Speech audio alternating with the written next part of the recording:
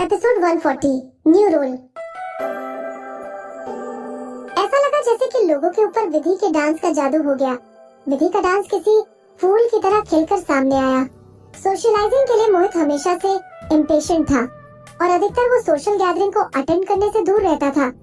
उसको ऐसे social dance करते हुए देखना लोगों के लिए काफी रेयर था। उसकी वेल प्रोपोर्शनेटेड बॉडी उसके डांस स्टेप्स का साथ दे रही थी। बहुत सी फीमेल सेलिब्रिटीज के चेहरे लाल हो गए, लेकिन उन्होंने मोहित को घूरना बंद नहीं किया। वहाँ खड़ी हुई सारी लड़कियाँ मोहित की बाहों में डांस करना चाहती थी। विधि बड़े ध्यान से मोहित के फुटस्टेप्स को फॉलो करती रही। असलियत में अपनी पुरानी जिंदगी में विधि सोशल डांसिंग की मास्टर थी और उसने कुछ सोशल इवेंट्स पर आरव कपूर के साथ डांस किया था। उसके डांस स्टेप्स को मैच करने की हिम्मत किसी के अंदर नहीं थी। उसका डांस लोगों का दिल खुश कर देता था। हालांकि आरव और अपने पुराने दोस्त उत्कर्ष के सामने वो अपना पुरानी जिंदगी जैसा डांस नहीं करना चाहती थी, क्योंकि वो उसके डांस स्टेप को आसानी से समझ जाते।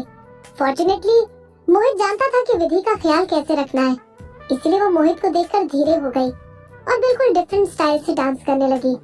मोहित और विधि की अंडरस्टैंडिंग को देखकर ऐसा लगा जैसे कि वो हजारों सालों से साथ हो। आरव के एक्सप्रेशन कुछ अजीब हो गए। उस लड़की का डांस स्टाइल बिल्कुल विधि से अलग था, तो आरव को क्यों उस लड़की में विधि का रंग दिख रहा था। कभी कभार भी विदुषी की कमर को मटकते देख आरव को विधि याद आ रही थी। उत्कर्ष के एक्सप्रेशन तो आरव से भी ज्यादा डर थे। वो लोगों की भीड़ में से निकलते हुए डांस फ्लोर के सबसे पास वाली जगह जाकर खड़ा हो गया और उसने अपनी नजरें विधि पर टिका ली। म्यूजिक प्रोड्यूसर होने की वजह से कुछ सर्टेन जगहों पर वो अपने बॉस आरव कपूर से ज्यादा सेंसिटिव था। उसके सामने डांस कर रही लड़की बेशक मोहित की डांस मूवमेंट को फॉलो कर रही थी, लेकिन उत्कर्ष को विधि के डांस में परफेक्शन दिखाई दी। विधि डांस ना करने वाली लड़कियों में से तो बिल्कुल नहीं थी और ना ही उसे गाइड करने के लिए किसी एक्सपर्ट की जरूरत थी। उसकी डांसिंग स्किल्स मोहित की डांसिंग स्किल्स से कम नहीं थी, बल्कि कुछ ज्यादा ही थी। ये अपने डांस को क्यों छुपाना चाहती थी। विधि का डांस देखकर उत्कर्ष का गला सूख गया। उसके सामने डांस कर रही लड़की ने उसको डीवा विधि की याद दिला दी।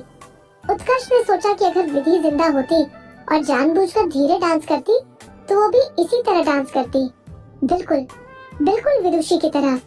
वो अपने मन में सोची हुई बात को संभाल नहीं पाया। उत्कर्ष हैरान हो गया। उसके सामने डांस कर रही लड़की वही लड़की थी। म्यूजिक धीरे धीरे हल्का होने लगा और गाना खत्म हो गया। डांस फ्लोर पर डांस कर रहे कपल्स ने अपने आप को रोका और लोगों ने तालियां बजाना शुरू कर दी। इस तरह की सोशल इवेंट में लोगों के हाथों से तालियां सुनना बहुत रेयर और हाईएस्ट एप्रिसिएशन था।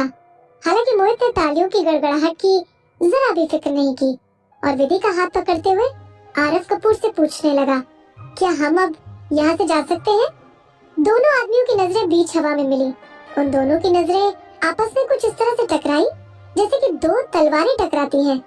मोहित बिना आरव का जवाब सुने जोर से हंसता हुआ बोला, मिस्टर कपूर, मैं आपकी बची हुई ट्रिक्स से फिर कभी बाद में डील करूंगा।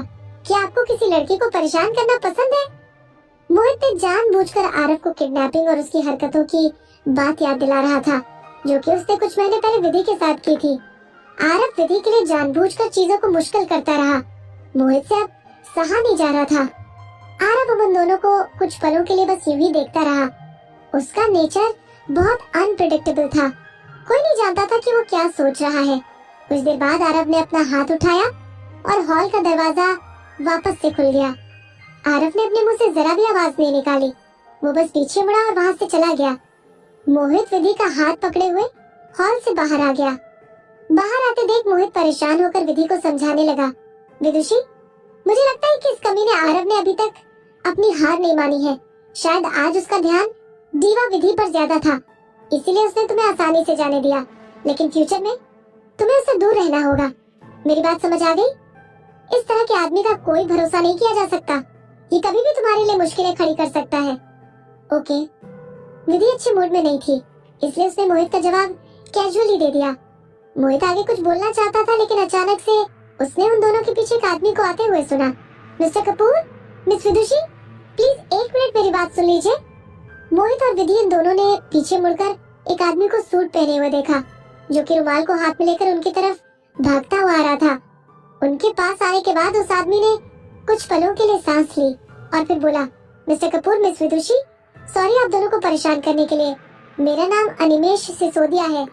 मैं ओशन मीडिया का असिस्टेंट डायरेक्टर हूँ। आपने अभी कुछ दिन पहले मूवी की शूटिंग शुरू की है और हमारे पास एक रोल है जिसमें डांसिंग की जरूरत है, लेकिन हमें अभी तक कोई सूटेबल आर्टिस्ट नहीं मिला है। मिस विदुषी का डांस देखकर मुझे लगता है कि उनके लिए ये रोल बिल्कुल सही रहेगा।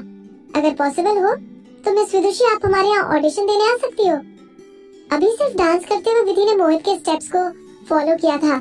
उसे नहीं पता कि कोई ऐसे डांस को देखकर उसे रोल ऑफर कर देगा। विधि उस आदमी से अपने सारे डाउट क्लियर करने लगी। अनिमेश शर्मिंदा होते हुए मुस्कुराया। मिस विदुषी, आपकी डांस में बहुत बारीकियां हैं। बेशक अभी मिस्टर कपूर के डांस स्टेप्स को आप फॉलो कर रही थी, लेकिन आपके लोअर बॉडी मूवमेंट को देखकर मुझे लगता है कि आपकी बेसिक डांसिंग स्किल्स बहुत सॉलिड है। हमें अपनी मूवी में कोई क्लासिकल डांस परफॉर्म करने वाला चाहिए। मैंने आपकी बॉडी मूवमेंट में बहुत यूनिक डिस्पोजिशन देखी है। विधि की बोलती बंद हो गई।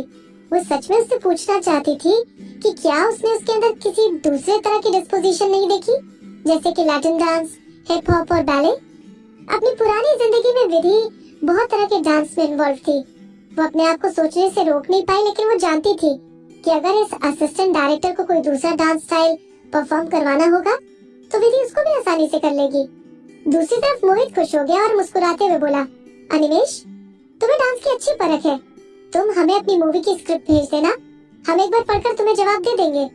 मोहित ने सोचा था कि अगर विधि के लिए रोल सूटेबल होगा तो वो विधि से हाँ कहने को बोल देगा, और ऊपर से स्टारशिप विंग्स की एंडोर्समेंट खत्म हो जाने की वजह से विधि के काफी दिन खाली हो जाने वाले थे। अनिमेश बोला, it's a love and hate. Love and hate को फेमस स्क्रीन राइटर ने लिखा था और मूवी की स्क्रिप्ट की वजह से उस स्क्रीन राइटर को इंडस्ट्री से काफी अटेंशन मिली। प्रोड्यूसर ने इस मूवी को बनाने में बहुत पैसा इन्वेस्ट कर रखा था। उस मूवी के लिए उन्होंने best chief director, best costume designer और बेस्ट स्पेशल इफेक्ट की टीम को हायर किया था, और उस मूवी को 4 चांद लगाने के लिए डायरेक्टर ने ए लिस्ट के सेलिब्रिटी एक्टर्स को कास्ट किया था। उस मूवी में रोल मिलने के लिए विदुषी के लिए बड़ी बात थी। अनिमेश थोड़ा हैरान था क्योंकि उसके सामने खड़ा हुआ आदमी डिसीजन लेने से पहले स्क्रिप्ट मांग रहा था। अनिमेश अपना मुंह छुपाकर हंसा। हालांकि अनिमेश की बात का जवाब देने से पहले मोहित ने कुछ पलों के लिए सोचा। लव एंड हेट मूवी का टाइटल तो सुना हुआ लग रहा है। मुझे लगता है कि मैंने पहले किसी और के मुंह से मूवी के बारे में सुना हुआ है। चलो जो भी हो, तुम पहले स्क्रिप्ट भेज देना। हमारी कंपनी विदुषी को ऐसा कोई काम नहीं करने देगी जिसका आगे स्कोप ना हो। अगर विधि को ये रोल मिला तो उसका मूवी में डेब्यू हो जाएगा। मोहित विदुषी का सारा काम अपने अंडर करवाना चाहता था। अनिमेश की हंसी रुक गई। ये तो मुझे ठीक नहीं लग रहा है। इतनी बड़ी एंटरटेनमेंट कंपनी के बॉस होने के बावजूद भी उन्होंने इतने बड़े प्रोजेक्ट के बारे में नहीं सुना। इस हिसाब से तो वेवे डांस एंटरटेनमेंट कंपनी कब की बंद हो जानी चाहिए थी। हालांकि ये सब अनिमेश की सोच थी। वो मोहित के स्टेटस के बारे में जानता था और उसके अंदर मोहित को ऑफेंड करने की हिम्मत नहीं थी। अनिमेश बोला, ठीक है, मैं कुछ दिनों में आपके पास स्क्रिप्ट भिजवा दूंगा, भूल जाओ। अनिमेश ने सोचा, अगर मोहित सर एक बार स्क्रिप्ट पढ़ना चाहते हैं तो मैं क्यों पीछे हट रहा हूँ, और ऊपर से ये अच्छी अपॉर्चुनिटी है। स्क्रिप्ट पढ़ने के बाद वो जरूर मिस विदुषी को ऑडिशन देने के लिए भेज देंगे। विदुषी का नेचर इस रोल के लिए बिल्कुल परफेक्ट था। अनिमेश ने सोचा कि अगर इतने लोग इस रोल के लिए ट्राई कर चुके तो एक बार विदुषी भी सही, और ऊपर से इस रोल के लिए विदुषी से बढ़िया एक्ट्रेस अनिमेश को नहीं मिलेगी, और ये बात अनिमेश अच्छे से जानता था। अनिमेश ने अगले दिन ही वेवे डांस एंटरटेनमेंट कंपनी में स्क्रिप्ट भेज दी।